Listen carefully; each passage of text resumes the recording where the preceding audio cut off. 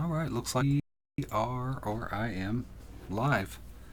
Hi there, this is Mr. Ed from Mr. Ed Draws, Mr. Ed Makes, and this is a live stream, of course, of Mr. Ed Makes, and in this live stream it'll be a kind of run through of two of the things that I do to make my fairy houses. One is shingle the roof and paper the frame. And I know I'm kind of skipping over some things here, but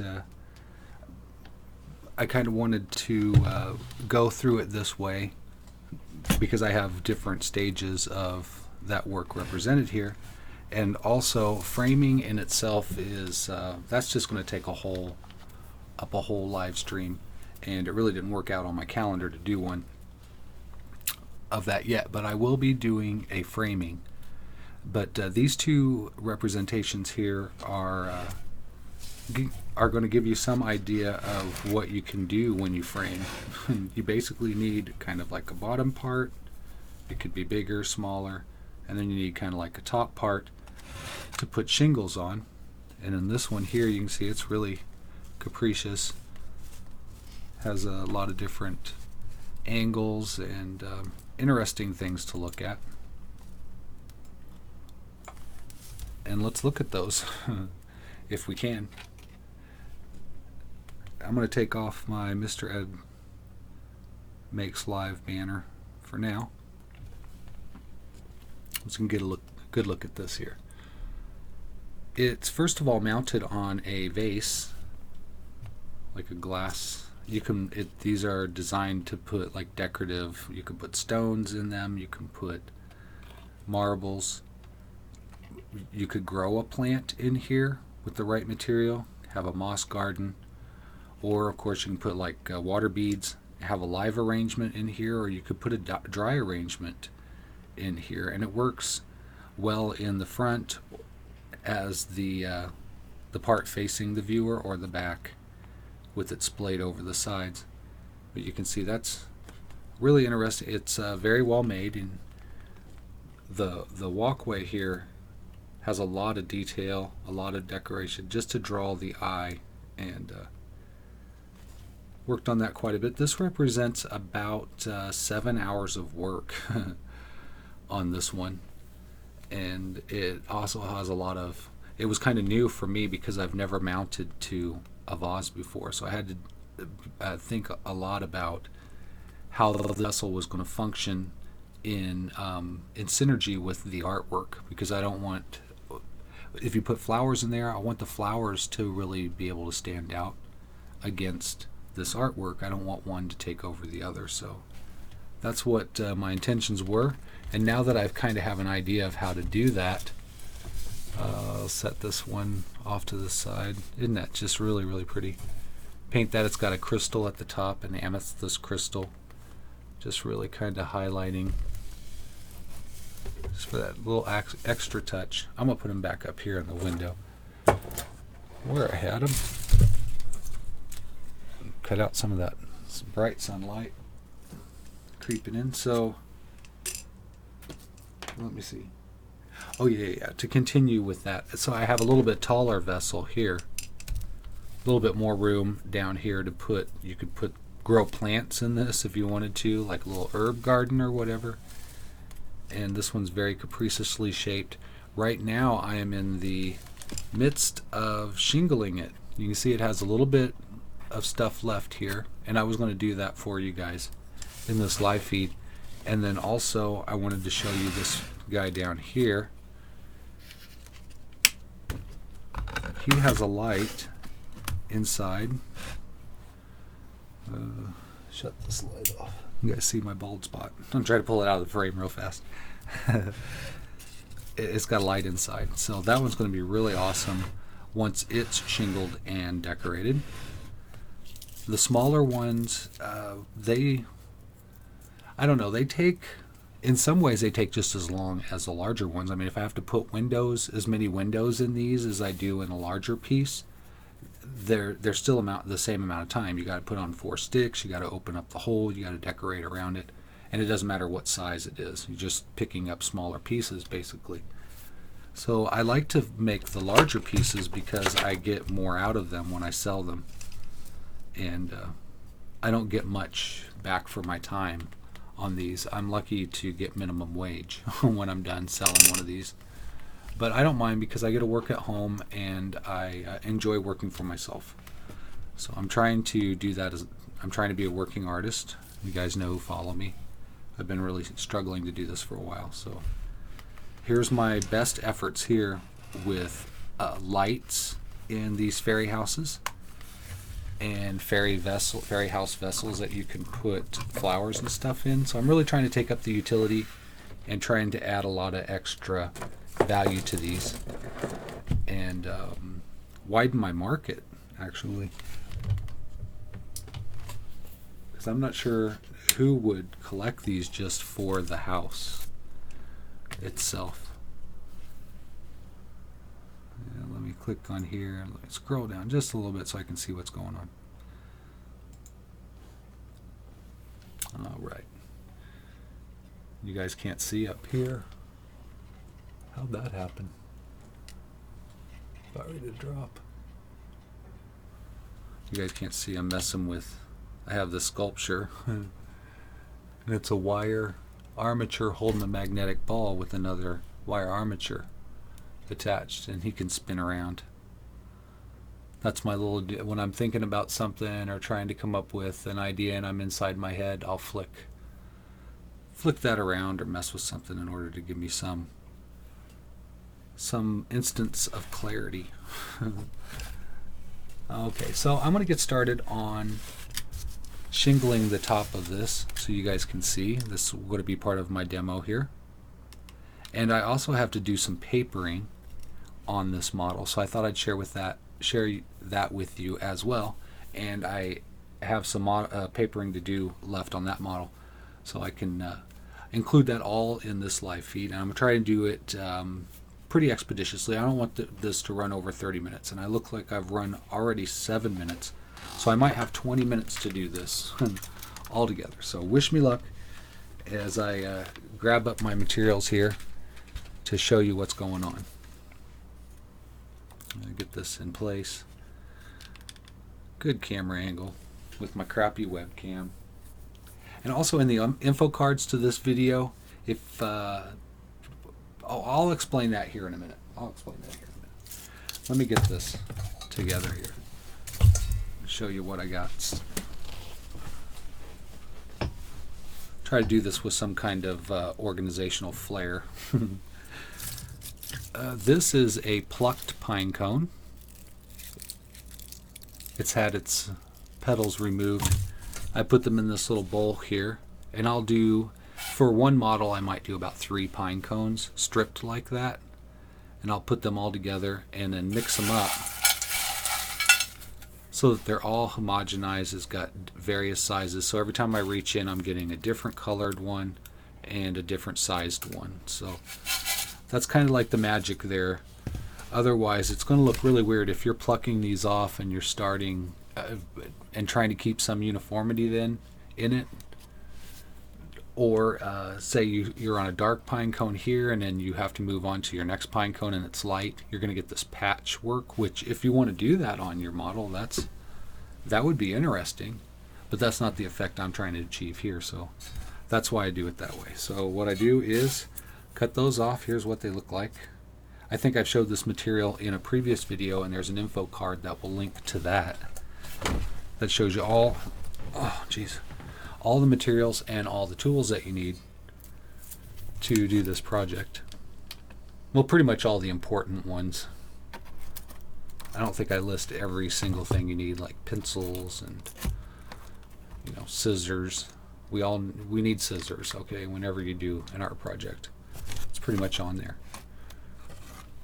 But all the unusual, if there's any weird stuff, the things that you may need to help you, I've included those on that video. So check it out.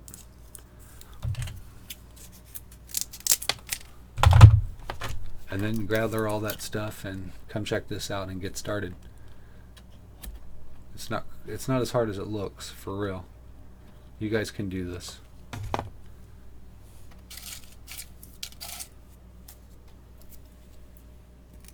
Actually, I kind of do make it look as hard as it is. Ouch.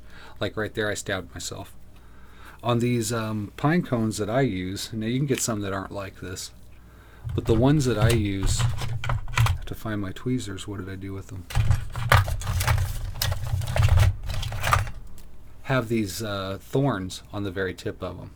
And I'll usually take some pliers to begin with, and I'll go through the pine cone and just break all those tips off so that there's less chance someone's going to get stabbed. But it looks like I missed a couple on this one. So that's one of those things that you have to think about. I like the aesthetics of the sharp pine cones, but I certainly don't like stabbing myself like a diabetic every time I put on a shingle. So I kind of have that to worry about.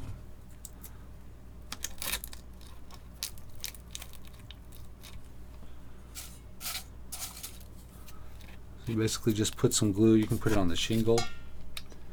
You can put it on the model first. You can cut these down to fit them in place. And the reason why I'm doing it this way for you guys is I can show you you get a little bit of everything.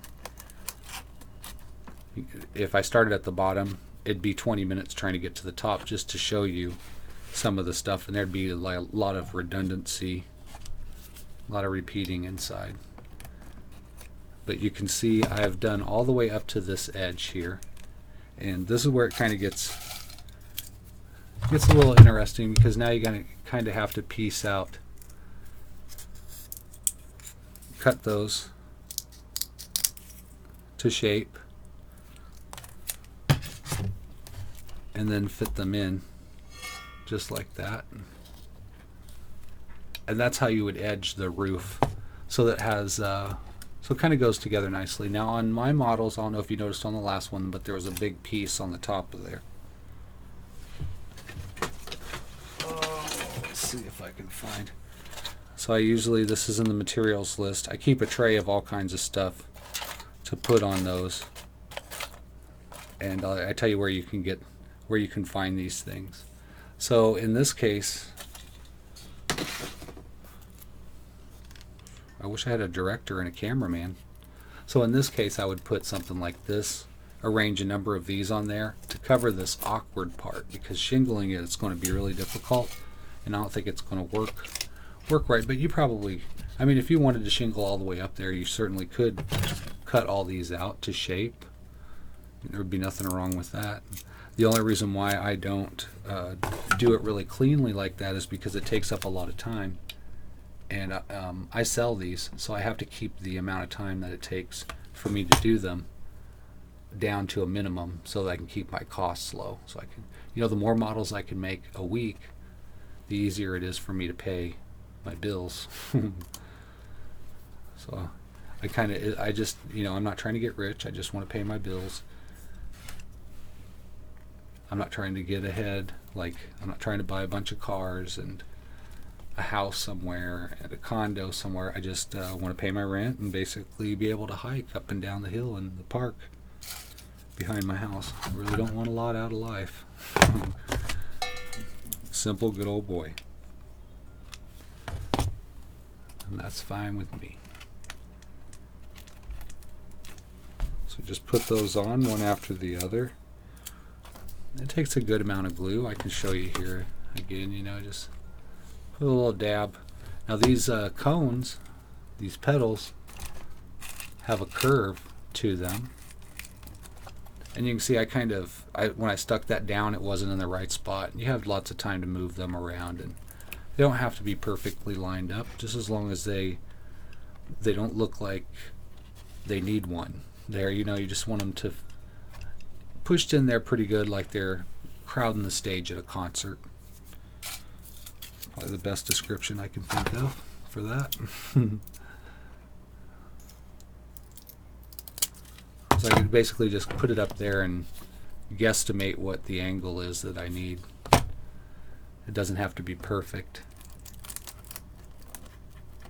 And I can kind of slide them underneath there. So that's another way that you can put those on, if you have to fit them in there. When I was first making these, I had to learn all that stuff myself. And a lot of it was happy accidents. I would put something down and it wouldn't be straight, perfectly straight. And then I would just stop caring as much. And in the end, it turned out that it just kind of added to the piece. It made it look a little bit better that it wasn't. It looked like it was put together by hand and not machined or perfectly sculpted into clay and made out of resin. You know, this is, you can definitely tell, it's hand built. And that used to mean a lot. When I was younger, it meant a lot.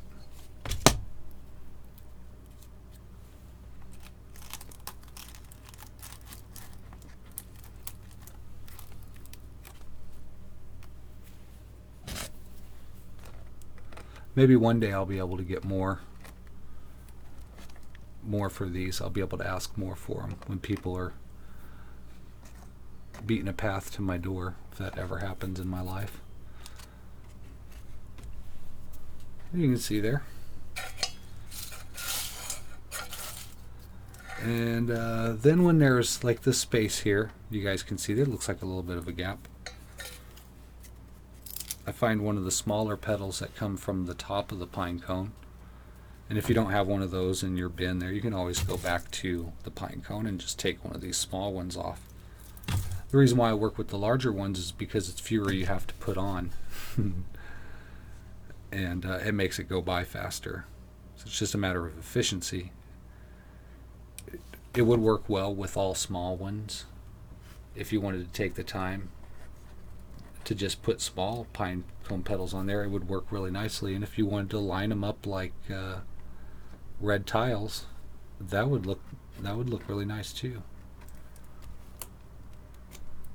You know, whatever you want to do. It's just all a matter of the amount of time you want to put into one of these. Actually, when I was first making them, I lost my mind. I'd put like a week, put 10, 20 hours in one of them. And most of it's making mistakes and trying to learn. Okay, so now the next thing on here is where the two slopes meet. There is a joint there. And what I want to do is I want to cap that, make it look really clean. So what I'll do is I'll take these pine cones and I'll just start gluing them going up and following where that ridge should be, because it's not really clearly defined. You can only tell from where the pine cones join. And I took care to be kind of clean to make sure there's a line I can see there. Ooh, boy, where'd my water go? I need to get me a drink of water. I'll be right back.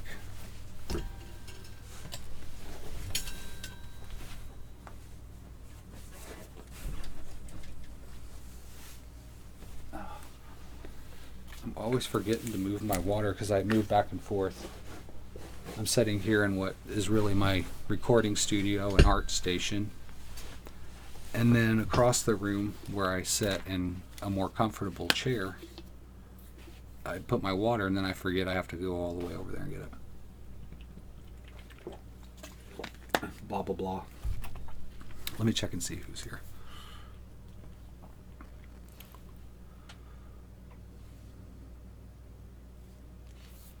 Oh, well, thanks for that.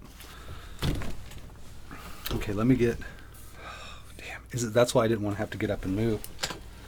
Every time I get up and move, I gotta roll this chair out. And then every time I roll the chair out, it's hard to roll it back in because there's a big carpet in the way. I need some feng shui help up in here. I'm sorry for that. Okay, what was I doing an hour ago? I started doing, let me see, I got 19 minutes. I got 10 minutes to ridge this. I don't think I'm going to get this done. I might have to go for an hour live feed here. That's all right. I'll just be in here however long it takes. How about that? Life has too much pressure, too many deadlines. I do have to get this finished today, though, so it looks like I'm going to be pulling... I'll be up until 1 in the morning working on this. and then I have to go sell them.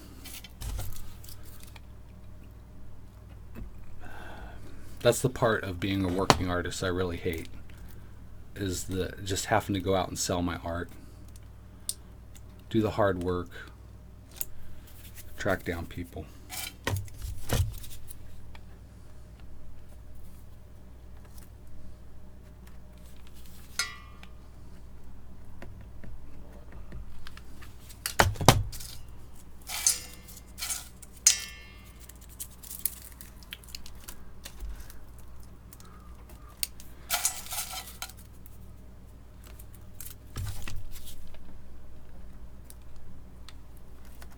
And you just walk it right up there. You guys see what's happening? Walking it right up. And I'm kind of looking around and wanting to go, can get a little bit smaller as I go up if I can. So I start with the bigger one, a bigger petal, and then try to go through here and find smaller petals. But it doesn't have to be, you know, really rigid like that. I've done it either way. They can poke out or they can taper off. It's just a matter of style, I think, at that point.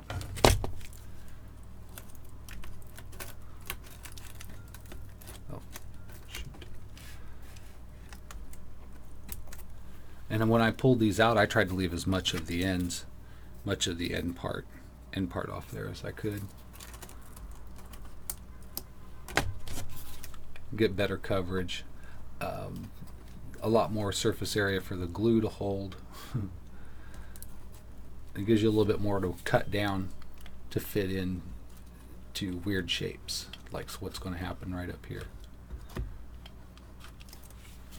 So I reach the end, I get one that's kind of flexible, and I bend that part.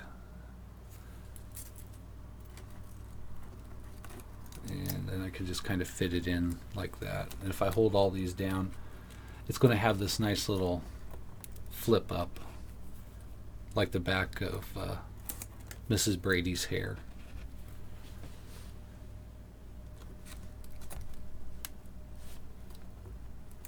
Oh, need a little bit more glue there. It popped up too much. Keep my glue sticks handy. Have to reach. That's how I do all my exercise during the day. I drop my tools on the floor, so I got to do toe touches, and then I keep the stuff that I need every 5 seconds across the room, so I have to do stretches. And then I'm always tripping over everything, so I'm having to do jumping jacks and push-ups. So I do lots of exercise throughout the day. Just being a klutz.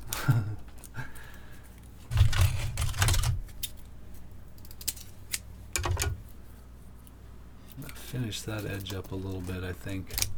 There's a little bit of a ridge over here too, so if I finish up this gap here, and some pieces of that neighboring petal broke off, and that's okay because it just forms like a little bit of a binder. It'll go in that glue and just helps bind it all. So that's fine if it does that, as long as it's covered up. And then picking out, you'll see I'm constantly picking the glue strands. It would take me an hour if I didn't stay on top of it as I work, and then I still miss them. Have to go through with tweezers later and pick out all the glue. Okay, a little bit of an under edge there that looks like it's all rotted out with termites. So I'm going to cover this up, make it look cleaner. Kind of like that. I think I can put another one on there. It's going to make that look nice. My little guy is helping me.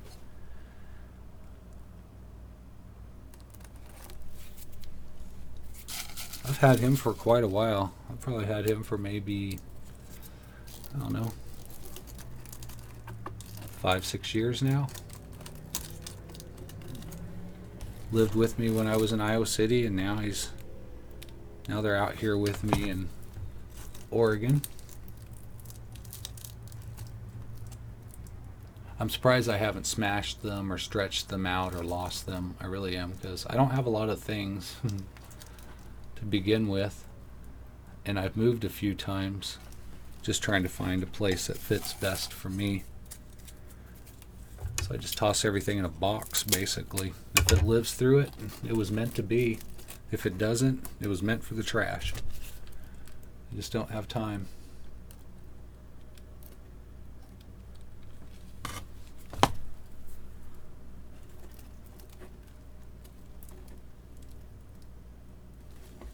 And if I can find a little bitty one. So, oh yeah, I did find a little one right there. That's gonna look cool. Kids still say that? Cool? With the Y? Probably not. Ouch. Oh. I do these live feeds on Facebook, and they're kind of adult oriented. Sometimes I play at night, and I'll do shingling.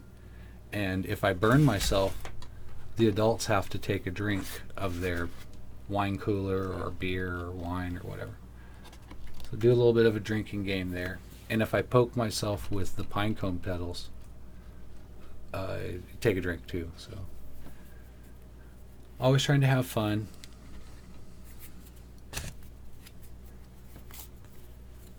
I've got these here that I can't see. And I have this ridge over here. Once I get this cleaned, I don't think I have to clean it off so well if I'm just going to glue over it. I think I'm just wasting my time. So this one goes kind of like that. Try and put some shingles on it. And I guess while I'm doing this, I can talk to you guys about my YouTube channel. You know, some of you have been following me. I know I have some new subscribers, and a lot of you have signed up because of Mr. Ed Draws. You love the landscapes and the dry erase videos, and the short videos that are only like 3 minutes long or whatever. And I love them too. I love the Mr. Ed Draws. I love the dry erase art. And what's happened is, it's kind of sad in a way, but when I first started Mr. Ed Draws, I had never done dry erase art before, ever. Not even like cartoons or anything, really. So I'm just basically picking it up for the first time. And we hit it off, me and dry erase. I really liked it. I was having a lot of fun with it. It had some qualities that I really liked and wanted to explore. So I started doing those, and I don't know, I have a video that explains it. But anyway, I decided I would speed art those videos and kind of created a channel out of it. But what's happened is, now that I've learned how to do those dry erase art really well, I don't want to erase them. It is getting harder and harder for me to invest time in making a landscape on there that I want to make, because I know I have to erase it. So this is just psychologically holding me back. So I feel like at this point, the art that I've been able to make with the dry erase is it's not as good as it could be, because I just don't want to invest the time in something I'm going to have to erase. I want to keep the art so bad. And I can't, because I can't afford to buy dry erase boards every time I turn around. So that's where I'm at with my dry erase videos.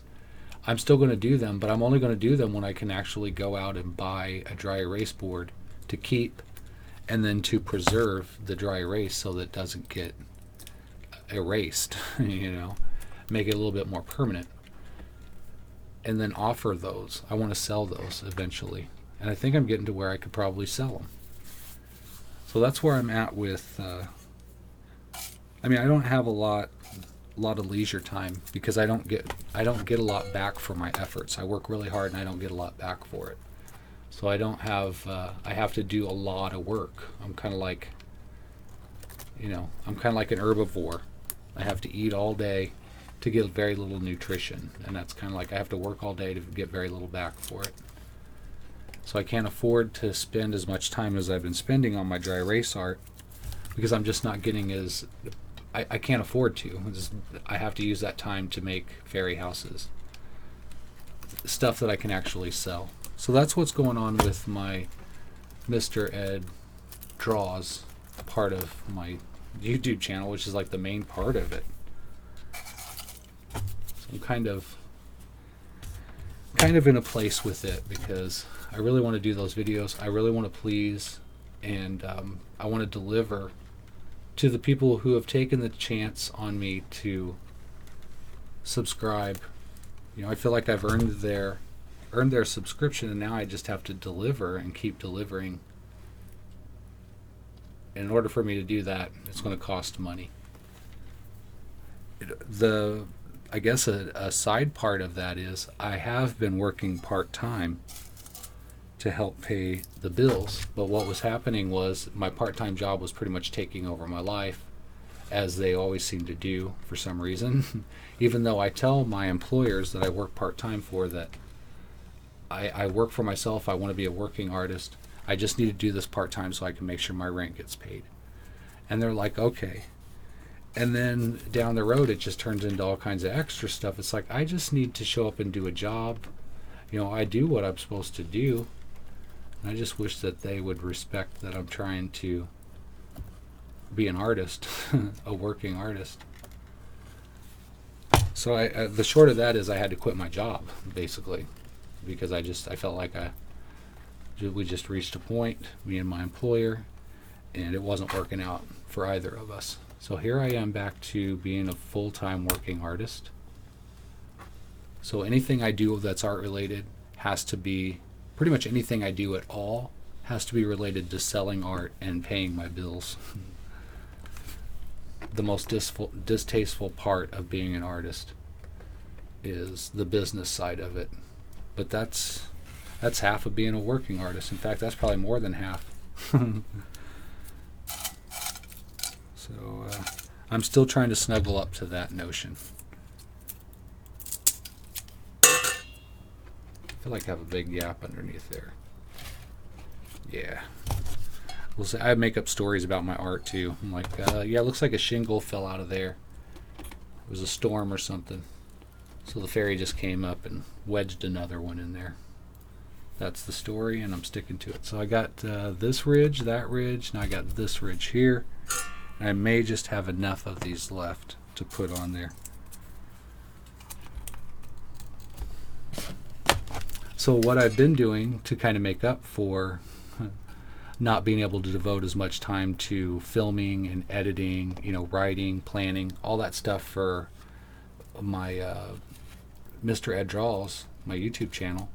And I'm still doing stuff there, but it's going to be live feeds, probably. It'll probably be longer videos of me demonstrating and just talking to my audience if they want to join in. Because the editing part, well, first of all, my computer is so full now, and my external hard drive is completely full. I have to buy another external hard drive, and I'm doing good to pay my rent right now. You know, that's just one more expense that I don't have. So being able to archive videos is just really challenging for me, because I have to make really hard choices. I have to start erasing stuff off of my hard drive I don't want to erase. Pictures and videos and stuff. So I'm there with it too.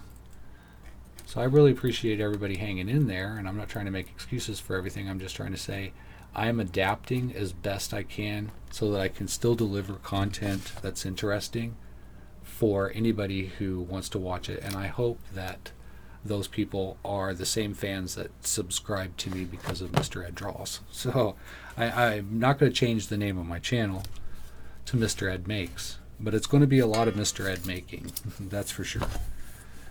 Because Mr. Ed Makes helps Mr. Ed pay the bills, and Mr. Ed isn't trying to be Mr. Ed homeless. And that is a distinct reality. It could happen. I don't have a lot of resources, so it's just pretty much me.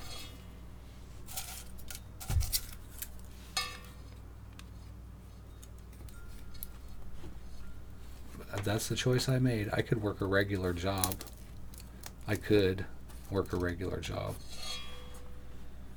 But I would hate life, and I'm not trying to hate life.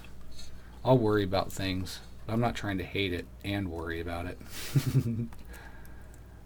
I'm sure you guys feel me. Just going up this ridge here. Now wherever it kind of pops out and it looks kind of, I guess you can say raw here, I'll just put some, I'll detail that with lichen and moss and kind of make it look like it's basically space for me to embellish it with stuff that's going to make it look like it's alive, like it's supporting an ecosystem up there. It's been around for a minute. Probably a wasp's nest up in there. If it's the tooth fairy's house, then there's probably teeth in there somewhere. Probably fill the base of this with teeth. Say it's the tooth fairy's house. How gruesome would that be? Jeez. Give kids nightmares. I think I need to put a small one up there. Just didn't look full enough to me, and it wasn't sticking together well enough.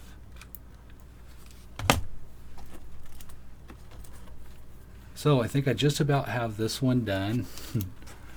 All the ridges are covered. It's been shingled nicely. The next thing that I'll do with the roof is put the cap on. I'm not going to do that in this feed, but I'll put the embellishments on the top and kind of cap it off. And I'll put a little bit of lichen and stuff here to make it look like it's alive. And go on to the rest of it. And I'll do those in live feeds. Show you guys. Oh my goodness. I am just wrapped up like a mummy in these glue strings. It's the worst thing about dealing with hot glue besides it boiling your fingerprints off. So what's the next thing I wanted to do and what time do I have? 36 minutes. Yeah, I'm going to do that. I'll show you some of the papering real fast on this guy. And let me wheel you down here.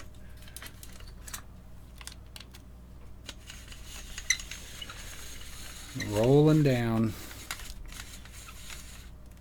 so you can see a little bit better. This one's got this is the one with the lights inside, blue LED, battery operated. I gotta grab some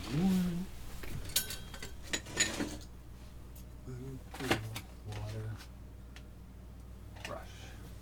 Okay, so I got me some water here, a brush, I got me a dish, and some white glue. My white glue always gets gummed up. I gotta get some more glue. I think I'm running low. And of course I had to get up, so I gotta fight with my chair to sit back down. So basically just some white glue and some water. You're making basically your glue thin enough so that the paper will come off of the brush. If your glue's too thick, the paper is not going to want to come away. It's going to tug and it's just going to be a big pain. Essentially you just want it to be wet because the tissue paper that I'm using will stick to the water, but as soon as the water dries, the tissue will come away.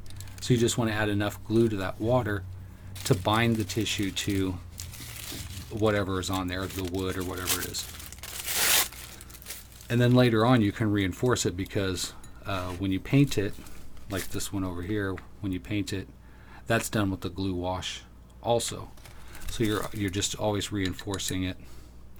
So when I paper these, you see you got a good angle. All right, I just go over the frame part of where I want the paper to go. And if there's some paper on the margin of that frame, I just kind of hit it a little bit, real lightly. And this has got a really irregular shape, so it's going to be interesting to see how I paper that. So you can do it in two ways. You can fit a patch the same size there, or you can do it in strips. And I'm going to do this one in strips since it's kind of irregular. So I just fit that up there. Can you guys see kind of what's happening? All right. Wherever it's not sticking, if it doesn't want to stick down, then just put some glue wash on there. A thing to remember: when this tissue paper gets wet, it will stretch and it will sag. So you have to kind of remember, keep that in mind, and you may have to reposition it if you have to get it really soaked to get it to stay, or if you have to work with it a lot. There we go. Tear another strip.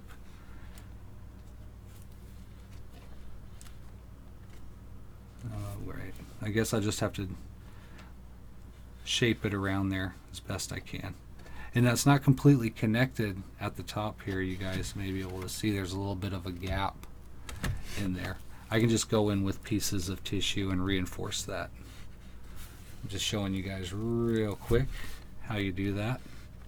If you guys have ever done, I don't know, sculpting with paper like this, it's kind of like a paper mache sort of, or decoupage kind of technique.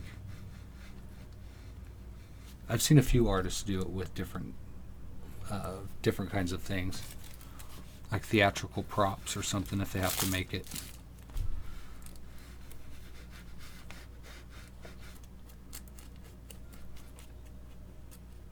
There, and see how that gaps up. Now if you are making this with big patches of paper and you want to take the paper off, just kind of wet the outside margin of whatever it's attached to, and once it's soaked through, it should get soft enough and easy enough you can just tear off the excess, and it makes a nice clean edge.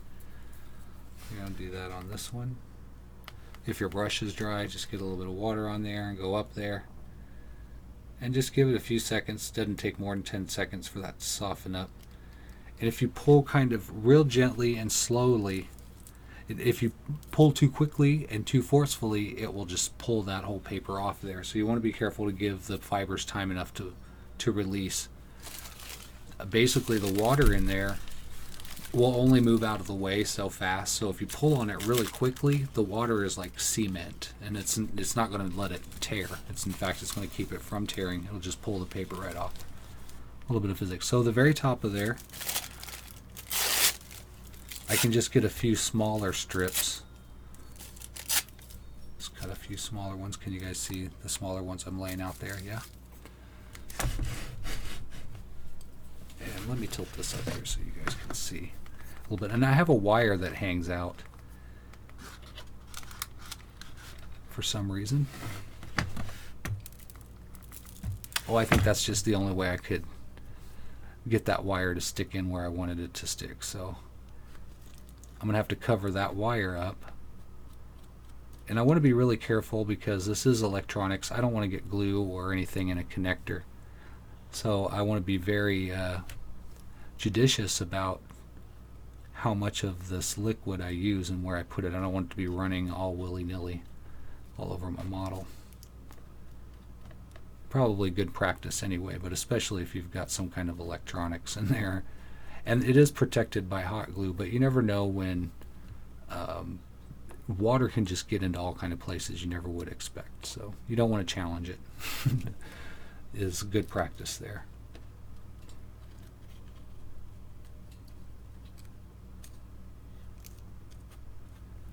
Oh, about time for me to eat, I think. I can feel it.